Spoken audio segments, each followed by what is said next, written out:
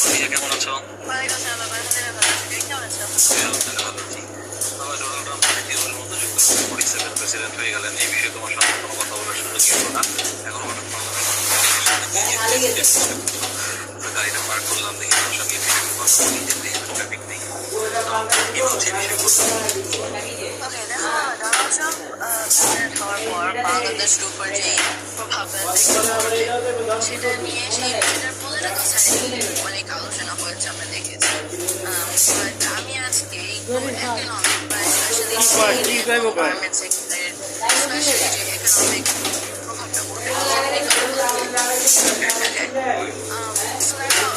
আমাদের দেশের highest government chancellor কাছে আমাদের বিদেশের শ্রমিকরা এবং আমাদের কাজ করতে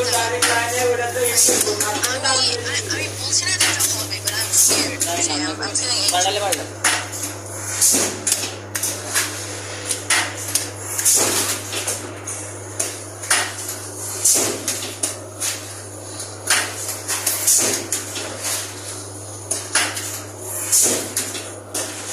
আপনি চাইলে পাড়া দেওয়া করতে হয় না।